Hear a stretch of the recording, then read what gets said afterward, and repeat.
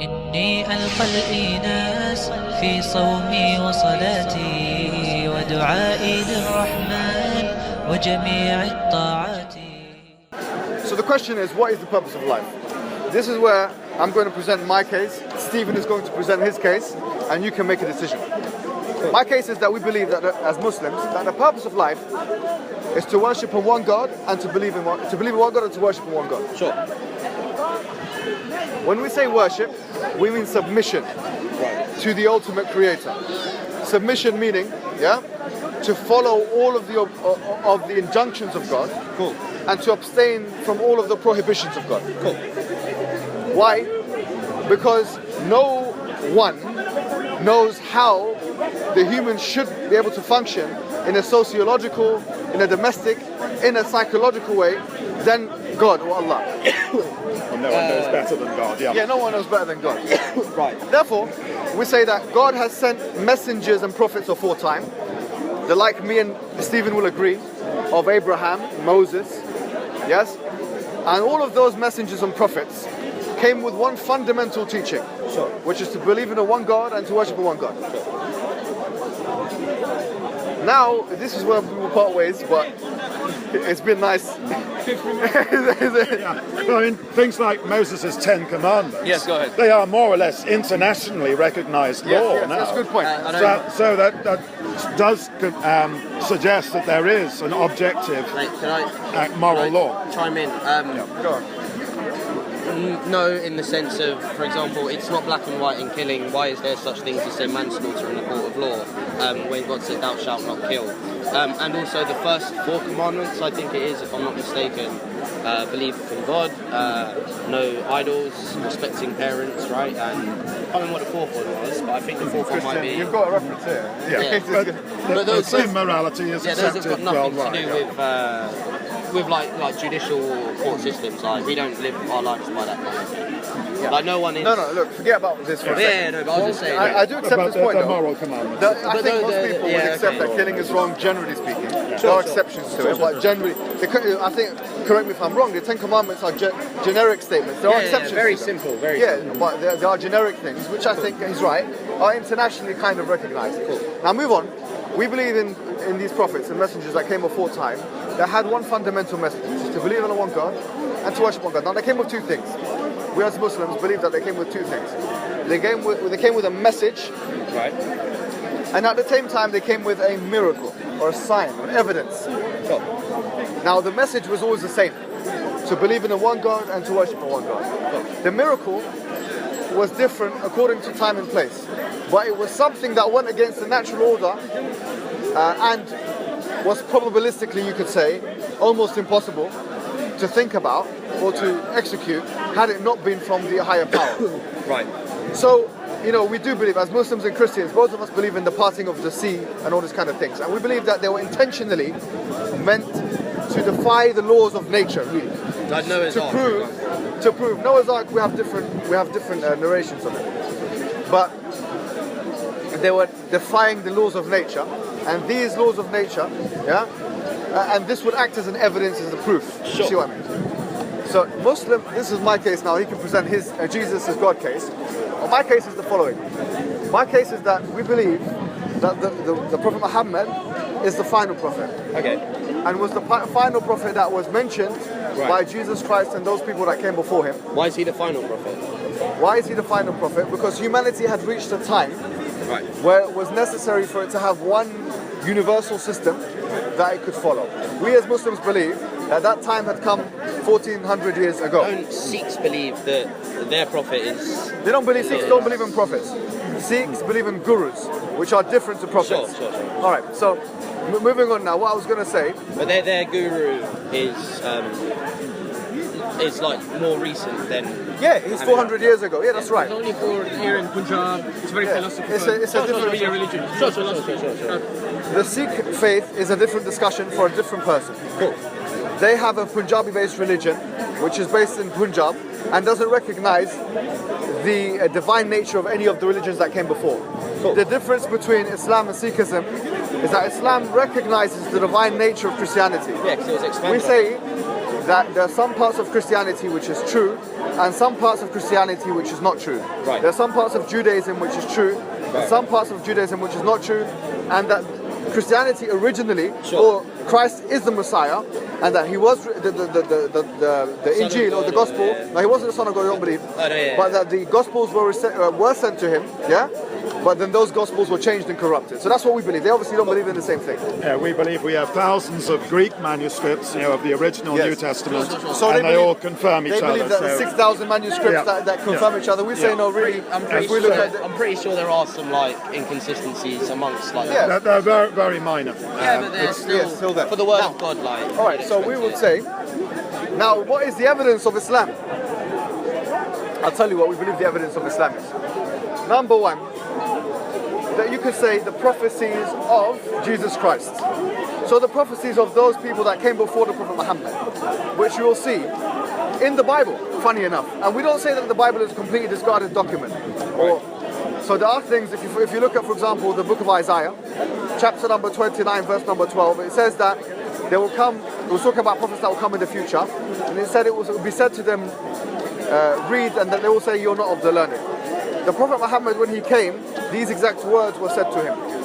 Read, Iqra, and he said, I'm not of the learned. I'm not of the learned. In addition to that, if you look at the book of Isaiah, chapter number 42, you'll find that it's angry.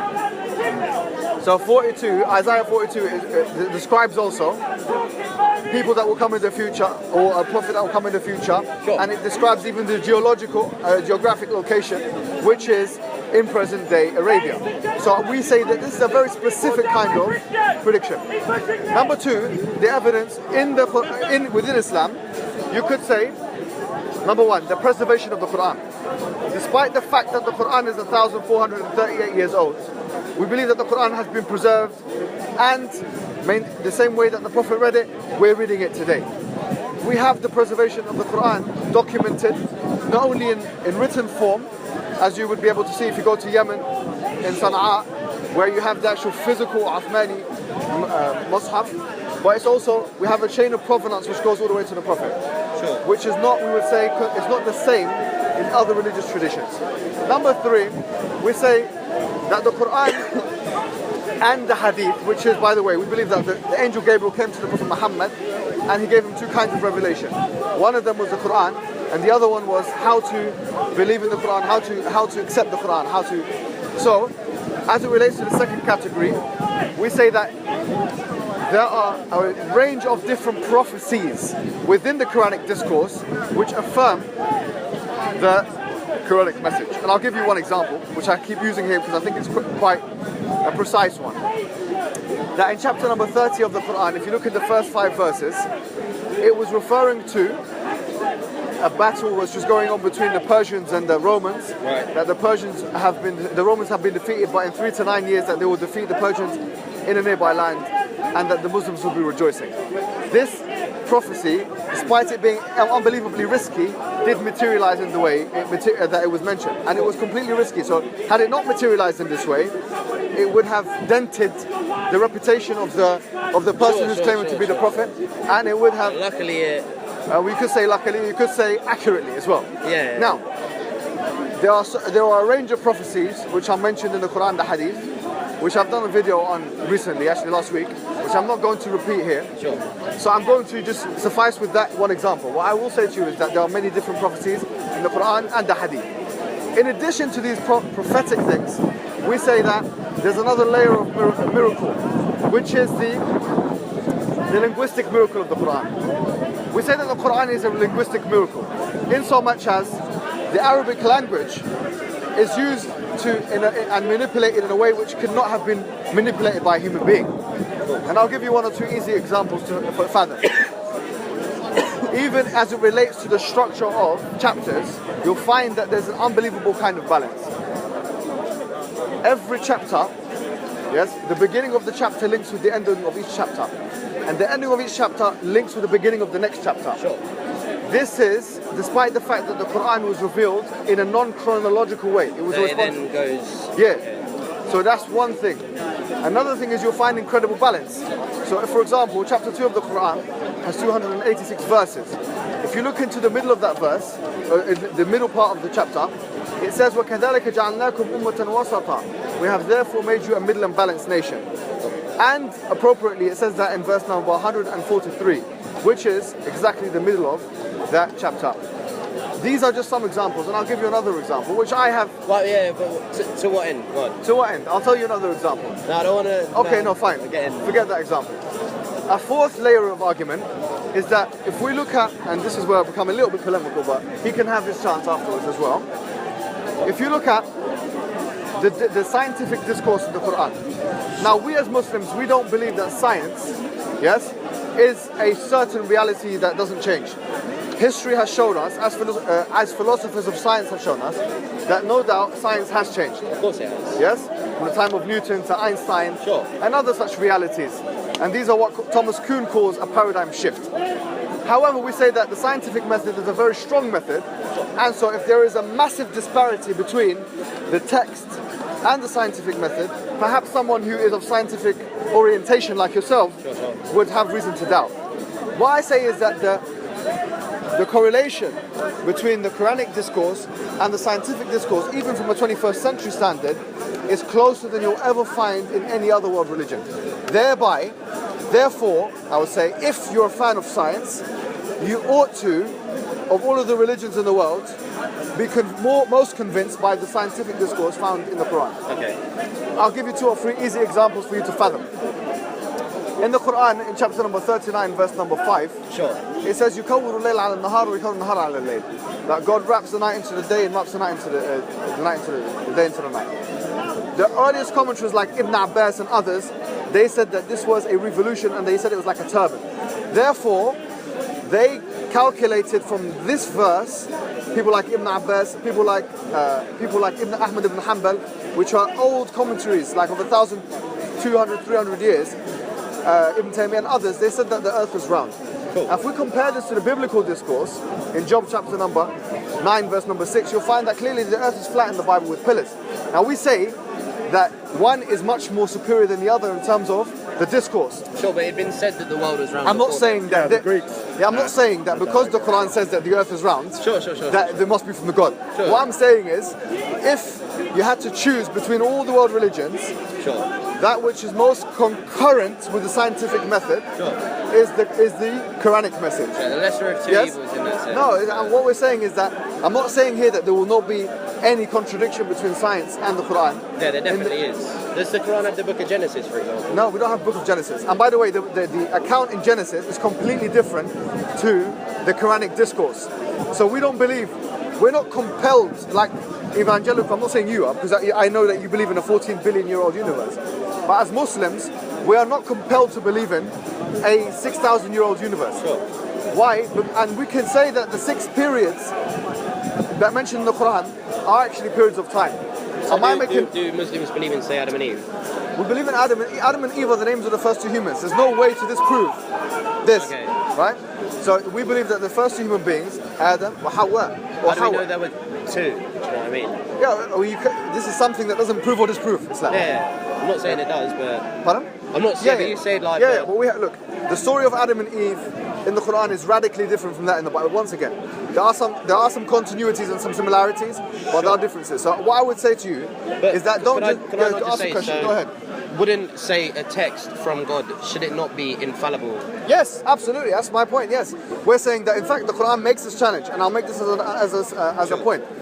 The Quran in chapter number 4, verse number 82, it says, أَفَلَا يَتَدَبَّرُونَ الْقُرْآنَ. Have they not pondered over the Quran? وَلَوْ كَانَ مِنْ عِنْدِ غَيْرِ اللَّهِ لَوَجَدُوا فِيهِ اخْتِلَافًا كَثِيرًا. Had it been from other than God, they would have found in it many inconsistencies and contradictions. Sure. That's a challenge for humankind. What we're saying is that you'll never be able to find an inconsistency or a contradiction in the Quranic discourse. Just the scientific method? No, the scientific method, we said, is limited and has itself gone through a evolution, yes? What we're saying is that... I wouldn't say that the scientific method has gone through... Really? I'd say that science itself, the scientific method itself has gone through an evolution. If you look at the days of Aristotle, Aristotle advocated for a deductive method when it comes to science.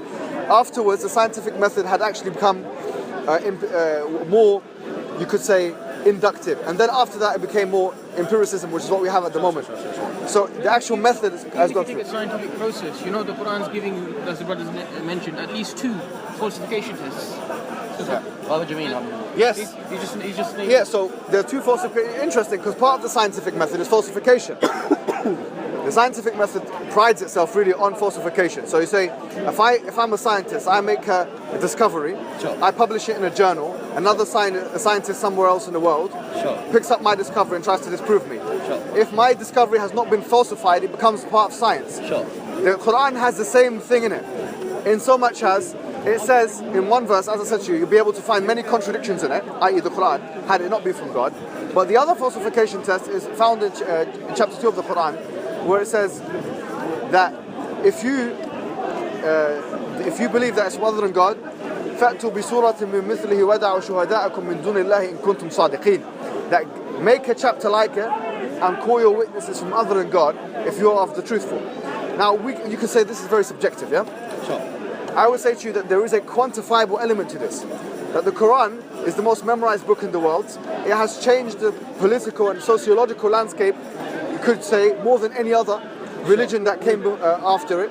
And furthermore, it is used, or it's in practical usage, yes?